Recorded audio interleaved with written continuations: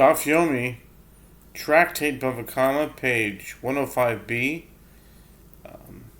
From the page earlier it said Rava raises a dilemma. Now we're in the top of 105b. Nishba alav mahu. If the robber took a false oath concerning the robbery of the leavened bread, what is the halacha? Do we say that since if it were to be stolen from the robber would need to pay the initial value of the bread to the robbery victim, as he can no longer say that which is yours is before you, and therefore he has denied a claim of a monetary matter to the robbery victim and must consequently pay the additional 1/5 payment and bring a guilt offering? Or perhaps we say that now, in any event, it is resting in the robber's possession and it is considered as mere dust, since it is prohibited to derive benefit from it, and as such he has not denied a claim of a monetary matter, and halachot concerning a false oath do not apply. The Gemara comments, the matter that was a dilemma for Rava is obvious to Rabba. As Rabba says, in that scenario where one says to another, you stole my ox, and the other says, I did not steal it, the first asks, what is the nature of its presence in your possession? The second responds, I am an unpaid bailee over it. If the defendant then takes an oath, if the defendant then takes a false oath to that effect, after which he confesses that he stole an ox, he is liable to bring a guilt offering for denying a claim of a monetary matter, as he had exempted himself from liability in cases of theft and loss.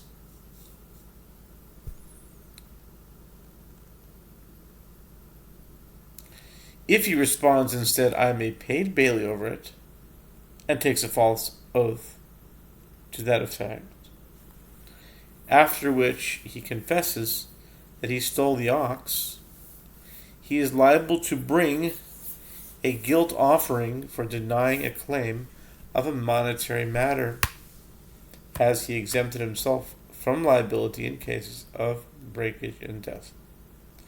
If he responds instead, I am a borrower of it, and takes a false oath to that effect, after which he confesses that he stole the ox, he is liable to bring a guilt offering for denying a claim of a monetary matter, as he exempted himself from liability in cases where the ox died due to ordinary labor. In all of these cases, the ox is in the possession of the one who took the false oath, and he admits that it belongs to the other. The Gemara analyzes Rabba's statement. Apparently, Rabba holds that even though the ox is now extant and can be returned to its owner, since if it were to be stolen, the robber would be found to be denying a claim of a monetary matter, as according to his claim, he would then be exempt from paying. He is now considered to be denying a claim of a monetary matter as well. Here, in the case of the bread also, even though it is considered mere dust, since if it were to be stolen, he would be required to pay the robbery victim full-fledged monetary restitution, he is now considered to be denying a claim of a monetary matter as well. Rava sat and said this halacha, that one who protected himself from potential liability for payment by taking a false oath that he is a bailee is liable to pay the additional 1/5 payment and bring a guilt offering. Rav Amram raised an objection to Rava from a Braita. The verse states concerning one who is liable for taking a false oath concerning a money matter and deals falsely with it. Leviticus 5:22. This serves to exclude one who admits to the primary feature of a claim. The Braita continues, how is this so?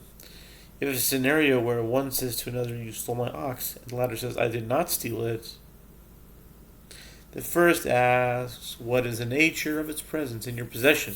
The second responds with any of the following replies. You sold it to me, or you gave it to me as a gift. Your father sold it to me, your father gave it to me as a gift. It chased after my cow and entered my domain. It came to me on its own. I found it straying on the road, and I brought it home. I am an unpaid bailey over it. I am a paid bailey over it, or I am a borrower of it. And the second takes a false oath to that effect, and then admits that he had done so. One might have thought that he should be liable, the verse states, and deals falsely with it, which serves to exclude one who admits the primary feature of a chain. The Braita states explicitly that one who takes a false oath that he is a bailey is not liable. How can Rava state otherwise? Rava said to him, fool, Tadora. Fool, when that Braita is taught, is referring to a case where the robber said to the owner, here you are, and presented the ox to him immediately, so that he did not profit by claiming that he was a bailey. When I spoke, I was referring to a case where the ox was standing in a different place, such as a swamp, and was not returned to the owner. Several examples of an oath in which the robber admits to the primary feature of a claim were cited in the Braita above.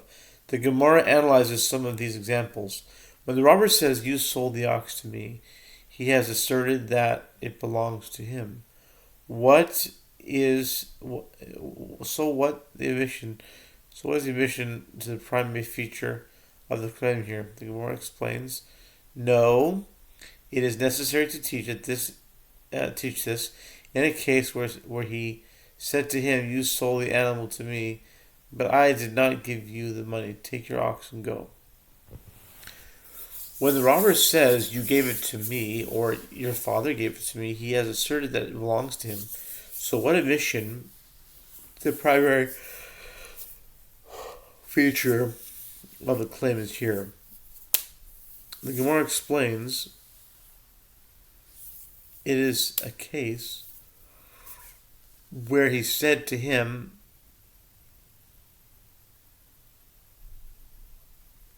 it was given to me on the condition that I will afford you satisfaction, and I did not do anything for you. Take your ox and go. When the robber says, I found it straying on the road, and he brought it home, let the owner say to him, you should have returned it to me. Shmuel's father said, the Braita is referring to a case. The Braita is referring to a case in which he says, I take an oath that I found the ox or as a lost item, and I did not know that it was yours, so that I could return it to you. And I did not know that it was yours, so that I could return it to you. After discussing a false oath and taking a robber in which he admits the primary feature of the claim, the Gemara discusses a false oath taken by witnesses. It is taught in a Braita, when a witness takes an oath that he has no knowledge of the status of a lost item, Ben Azai says that there are three possible false oaths. In other words, the oath may be false for one of three reasons. The witness may have recognized the lost item, but did not recognize its finder. Or he may have recognized its finder, but did not recognize the item. Or may have recognized neither the item nor its finder. In each of these cases, The witness took a false oath that he had no knowledge of the lost item when in fact he had limited knowledge of it. The Gemara asks, in the third case cited above, where the witnesses recognized neither the item nor its founder, he took his oath in truth when he claimed that he did not have knowledge of the lost item. Why is this cited as an example of a false oath? The Gemara amends the Braita. Say the reference here is to a case where he recognized both the term and its finder. The Gemara asks, for what halacha did Ben Azai cite these examples?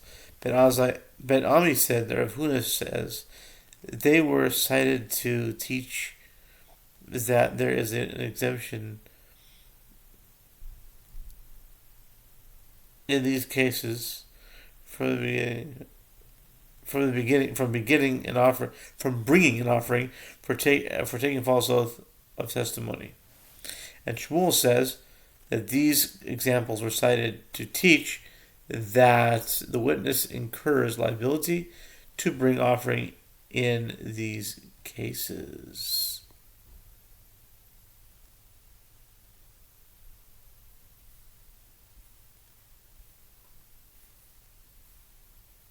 Okay, we'll split this into two. It's getting a little bit too tiresome now.